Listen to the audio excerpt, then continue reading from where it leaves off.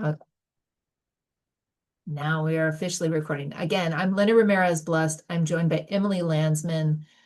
We helped get the Now Garden started in the fall of last year, and we're excited about the opportunities for the 2026 growing season. I'm going to share my screen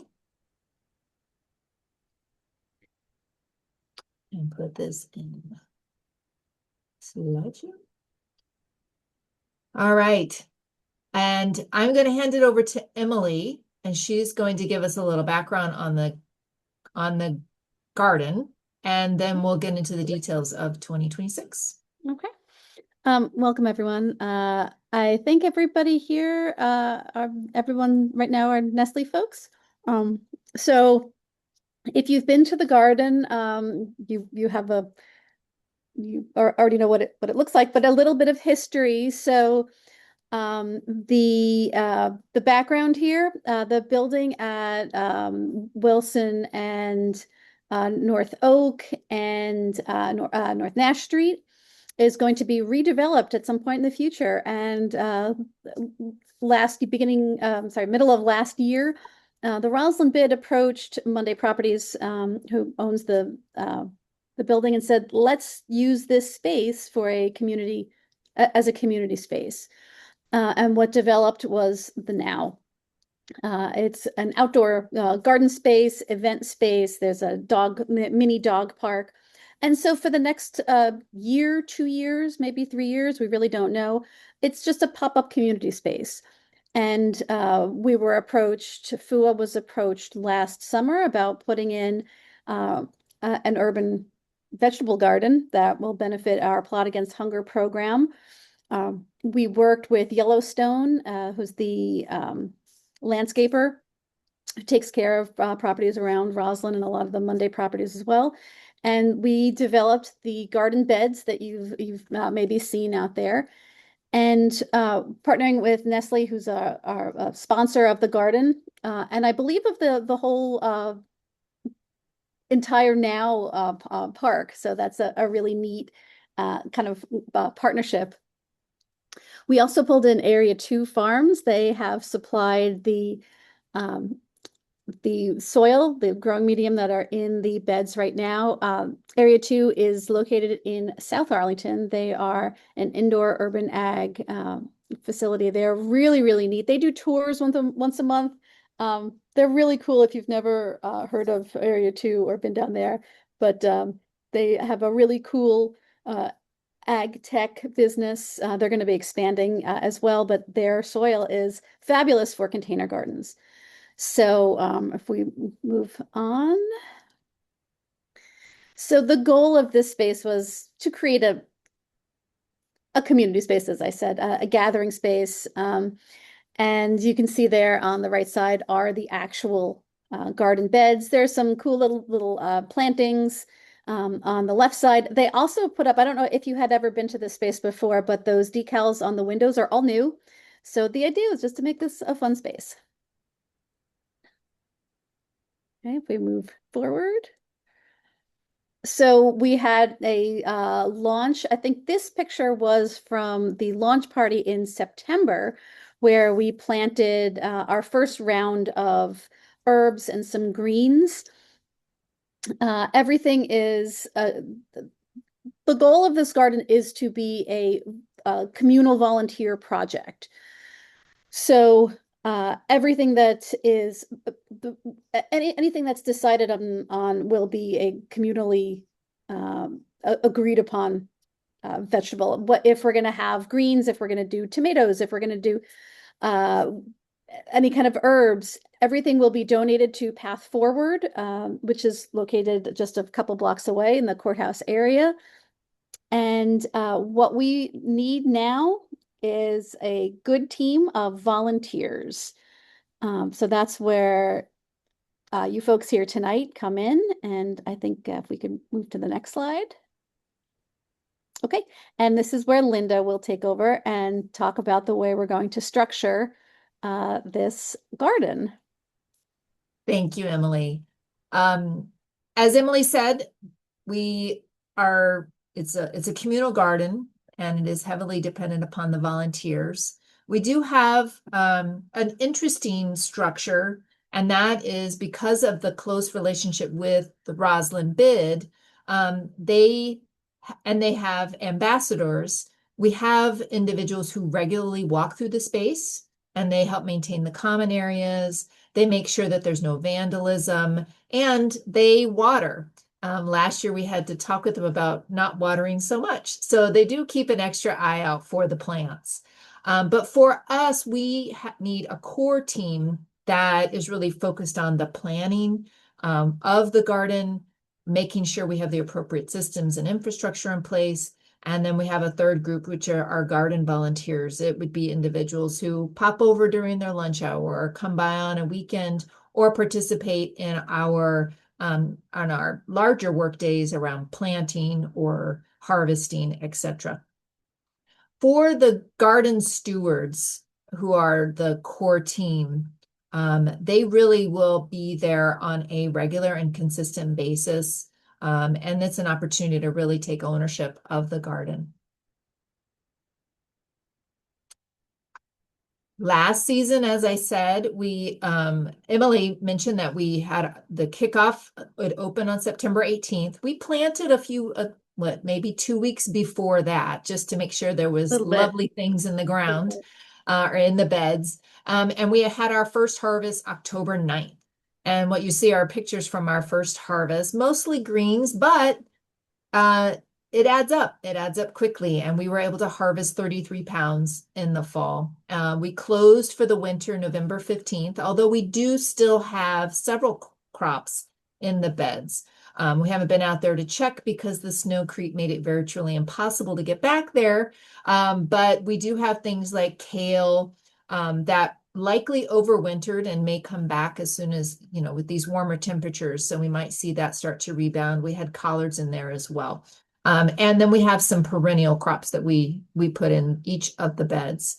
But we did harvest 33 pounds. So we're hoping to get north, get well into the hundreds this season with our harvest. So what did we grow last year? If you go there to visit, you'll see that we have 6 beds. The dimensions of the beds are about 4 by 5 foot. So not quite square, and then they are about 30 inches tall. So we have 6 of those, and then we have our greenhouse slash nursery. When we laid out the planting plan, we did so with the mindset that a good part of effective gardening is soil health and soil management and using integrated pest management. One of the keys to that is rotating our crops. So we don't have the same family of crops within each bed on a continuous basis. We want to rotate those through. So that influenced our starting point and certainly will influence how we plant things out. We also tried to include perennial herbs in each of the beds, and we'll keep adding to that. We had some rosemary and thyme and lavender. We'll see how they held up. We might need to replace them, but we like to have something perennial in each of the beds. Herbs are really great for attracting pollinators as well as deterring pests. And it's nice to have a perennial element in each of them. Because it was a fall planting, we did focus on cool season crops. So there's a full list, and a lot of it is things like Brussels sprouts and radishes and kale, collards, beets. We started some strawberries, which should have overwintered. We'll find out soon enough how they did. But we got some onions and actually a little bit of garlic planted out. So there are hopefully pleasant surprises when we get back out there in the garden. So for the spring, you'll see a lot of similar crops, but you'll see them all shifting. So everything in bed 1. So the crop families in bed 1 move to bed 2, from bed 2 to bed 3, to bed 3 to bed 4, etc. And then we have our perennial elements.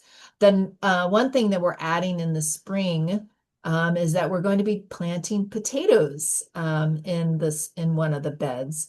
It is kind of, at least at the Arlington House Kitchen Garden, where I'm also lead gardener, our tradition is to plant potatoes on St. Patrick's Day. And I think many gardeners use St. Patrick's Day as a benchmark for planting out potatoes. So we will be planting some potatoes in one of the beds. It's a great educational moment because a lot of young people don't know that potatoes grow underground. And so they're often surprised to learn that it's potatoes, and they're especially surprised when they actually get to dig them up. So that's our spring planting plan. Oh, and we're going to be, hopefully, we'll get a lot more peas this year. Yeah. Tried to do peas in the fall. We just didn't have Yeah. enough time. So hopefully this year we will have plenty of time. Then we transition to the summer, and the summer is when you'll see tomatoes and peppers and beans. Um, because of the bed size, we don't have our vining plants or trailing plants like squashes in there. We do have cucumbers because we can put in vertical structures that would support them. So we're going to try to get creative with our structures and grow vertically within the beds. So there's a lot of fun things that we'll try in there. But I have broad classes, but there are lots of varieties within each of these particular groups of plants. Again, we'll have our perennial herbs, but these are our warm season crops. And then our big projects for 2026, the garden just got started in the fall. So we have rain barrels that'll be getting installed. Refresh my memory.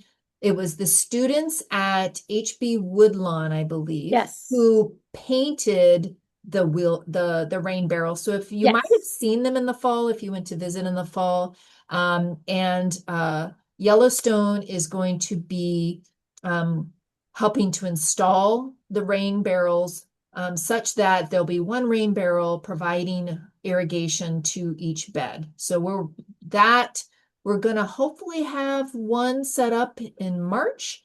We'll see Mhm. how it works, and then they'll install the rest a little later into the spring.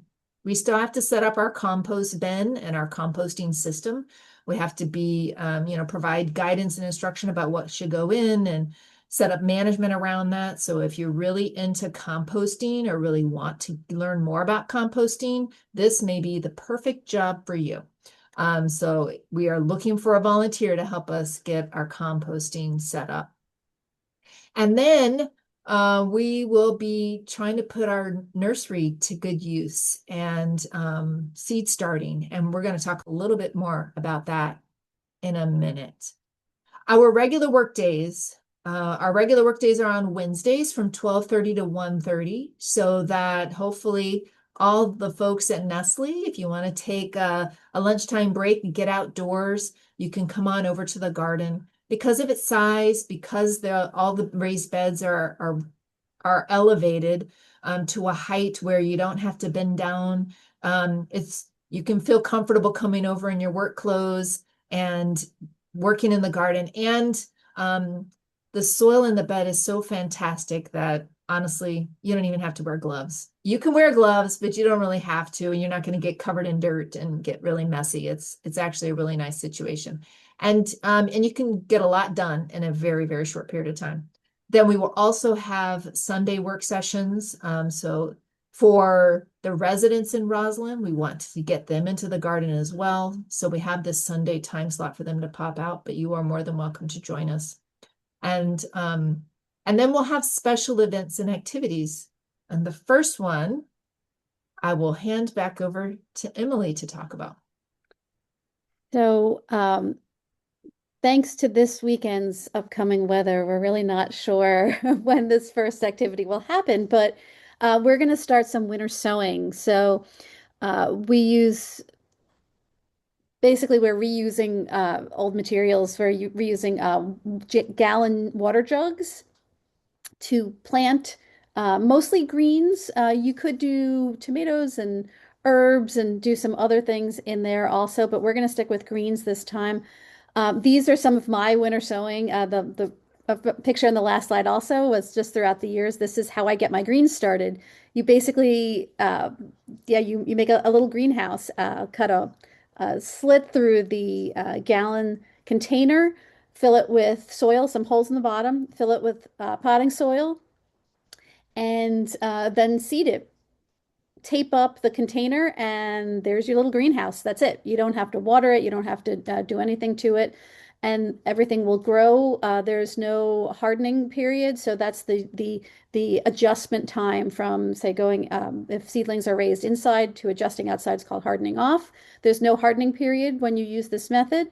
And then what we would do is basically cut into little brownies, cut into little squares, and then we have our little seedlings, and those will go straight into the ground. We wanted to do that this Sunday, but we can't now that we would need an indoor place. We can't find an indoor place, and now the weather is kind of icky. So possibly next weekend. So if anybody is interested in that, please let us know. It's a really fun activity. We're going to actually be using, probably doing about 2 dozen containers, and this will help the now, but it'll also help our other Plot Against Hunger gardens throughout Arlington.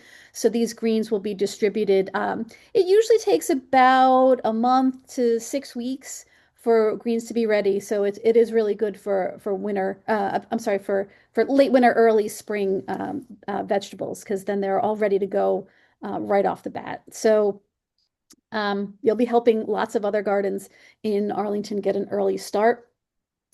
Um, I think, do we want to talk about the group now, or because that would be okay, great. Oh, perfect. That was next one. So we talked about how we would like to communicate, and some of our gardens use Slack, some of our gardens have a text chain, some of them use email. And we thought the easiest thing to do would be to set up a Google group. So we have a Google group, now_volunteers. I set it up yesterday and it works, but I can't figure out how people can add themselves to it. So if you just either you can send me a message directly if you don't want to put your email in the chat, and just let me know that you'd like to be added to this Google group. And that's how we'll communicate. It'll only be specific garden related information. We're not going to, send a whole bunch of stuff. And just like all of our other email lists, we don't give away or trade or sell our email lists. So if you want to find out more about the winter sowing, we'll definitely send out that info.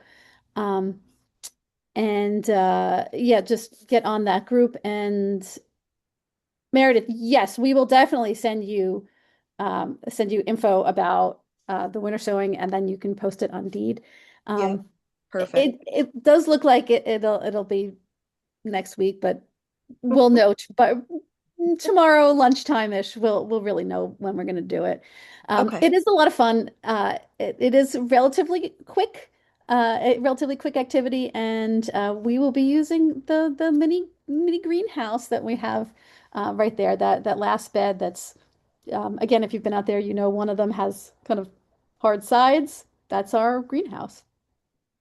So yes, if you're interested, you can either send me a direct message here, or actually you probably have info at arlingtonurbanag.org. But yeah, I'll add you to our group. Emily, can you put that in the chat? Oh Put yes, info that would at, be yeah, yeah, be smart. Actually, you know what? I'm going to do volunteer at yeah. That'd be arlingtonurbanag.org. great.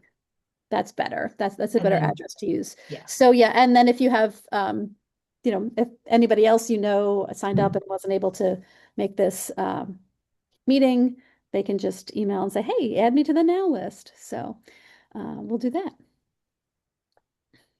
If you want to just by show of hands, is anybody interested in doing winter sowing? Can just use the little hand. Oh, hand. Okay, there's a hand. All right, okay, great. Oh, 2 hands. Okay. Yay. Excellent. Excellent. Okay, so yeah, we will definitely let you know. Yeah.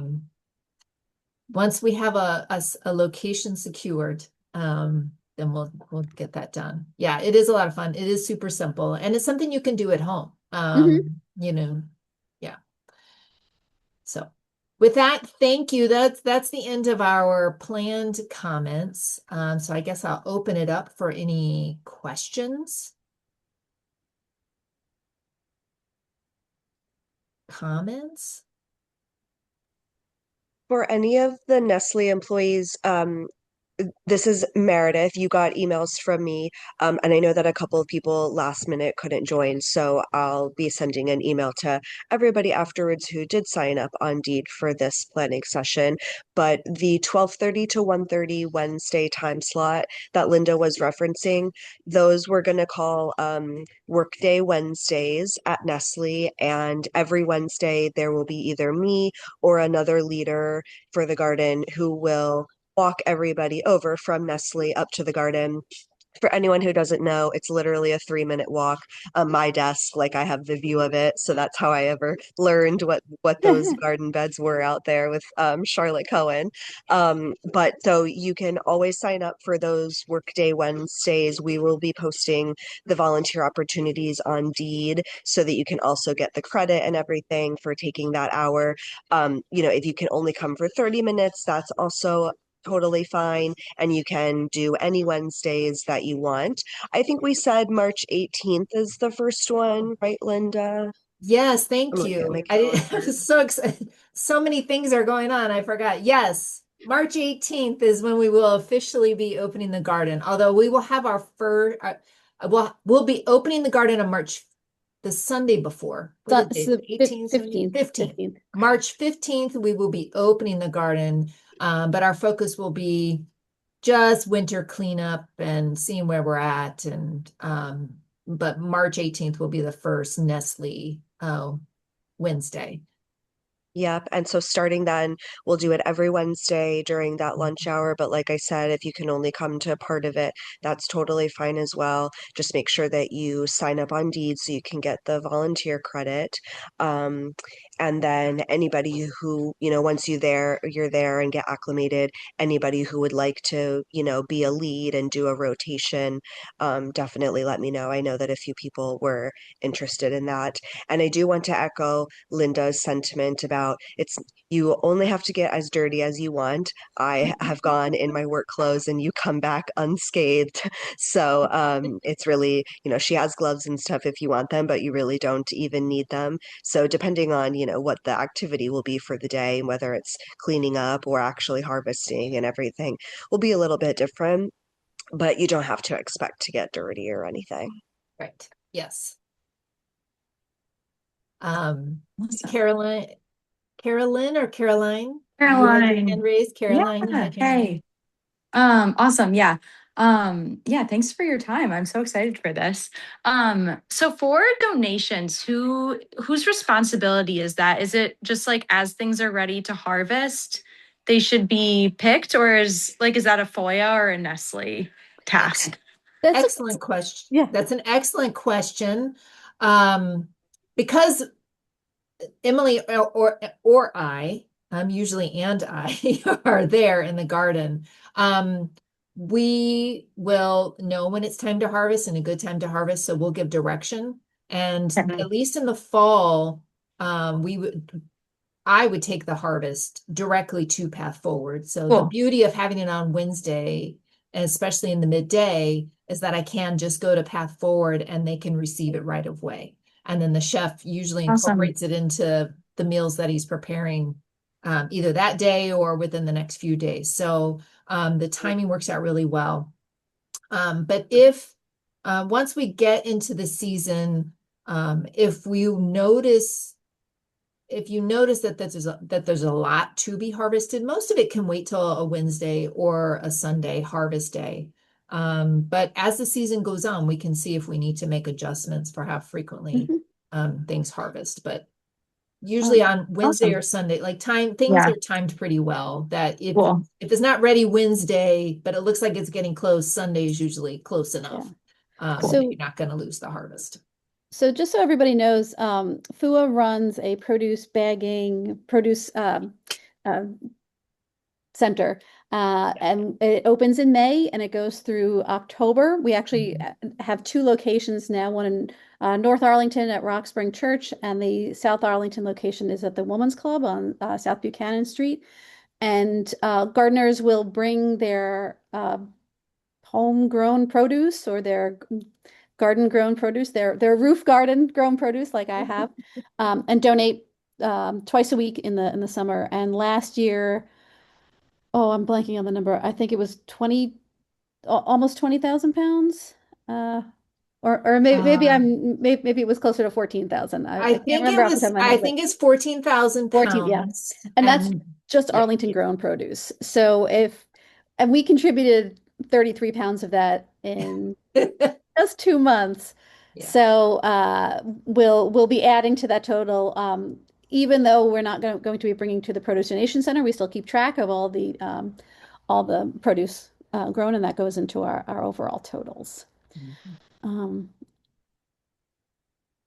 I Okay. think, yeah, yep, another question. Yeah. Another question, yes. Yeah. How do you like work with Path Forward to choose what's planted and like what is like good to serve the people there, like easily digestible or something? I don't know. That's No, another that's really good that question. actually is a really good question. Yeah.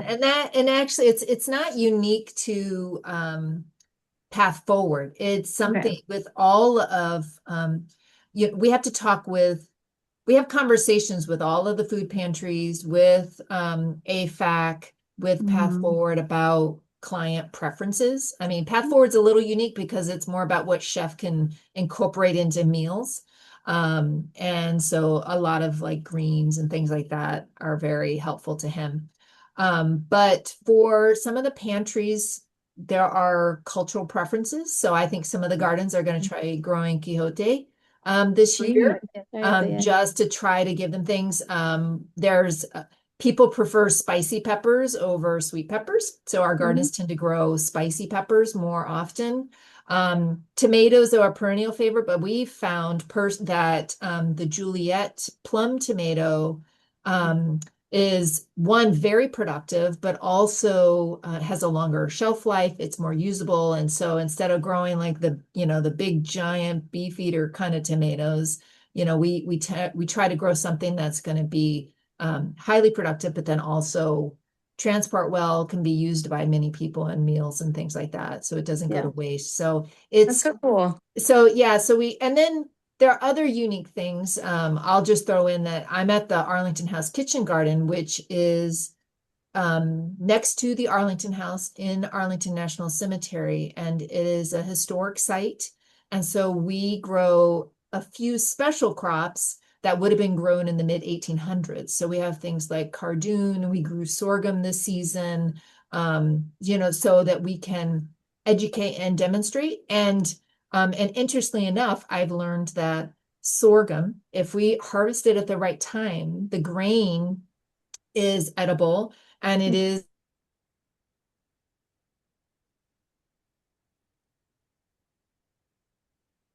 Oh no, did you freeze? I I think you lost her. froze. understandances Oh, of who ultimately eat. But it's a balance between what can we grow, um, what will they want to eat, mhm. and what's productive in the garden. Awesome. That's so cool. Thank you. Yeah. Any other questions? Linda, will Uh, you be there every Wednesday? Either I or Emily. I can't Okay, guarantee. Yeah, perfect. yeah. yeah. I'm still trying to sort out if it's because it's Wednesday and Sunday. Emily and I will figure out one or the other of us will be at each of them. Hmm. Okay, great. We'll But always look for you, one of you. but yeah, Yep. yeah, one of us will be there. We'll probably be there well before you, just checking things Sure. out, seeing where things are, making sure supplies are out of the shed and we're ready to go to make the best use of the time that you have in the garden. Okay, sounds good. Mhm. The last thing that I want to mention, I don't know, Linda, if you have anything else. Every year, FOUA hosts the Plot Against Hunger Spring Garden Kickoff. This year will be Eighth. March 28th. Thank you. That's a Saturday. It will be at Marymount University in Ballston at their Ballston campus on North Glebe. We have speakers, we have workshops, we have garden roundtables, we have seed and seedling giveaways. We'll have representatives from lots of different organizations that we work with, a lot of food, garden, environmental related organizations, a lot of different county departments will be there as well. It's always a really nice event, and it's been growing. It's grown every year since we started about 10 years ago. So that will be, again, March 28th, and I'll send you some info on that as well. And while we're remembering things, I will add that, Oh, yes, April 22nd. oh, that's not even So, what I was thinking about garden talks. well, there's garden talks. Garden Well, talks. this is related to that. Oh, So, we have a lot going um, on. yeah, we do have a lot going on. So, there will be Nestle reached out to us, and we will be hosting Earth Day projects in 3 of our gardens, the Walter Reed Garden, the Turbo Terrace Garden, affectionately referred to as TTG, and our Highlands Urban Garden, affectionately referred to as our Hug Garden. But at the now, in the evening, we're working with the Rosslyn Bid to put together a special Earth Day event, which will likely include a garden talk. We're still working on what that looks like, but if you want to just be aware that April 22nd on Earth Day, we'll be hosting a special garden talk at the Now. We regularly host garden talks with the master gardeners on Wednesday evenings from 6:30 to 7:30 at Central Library.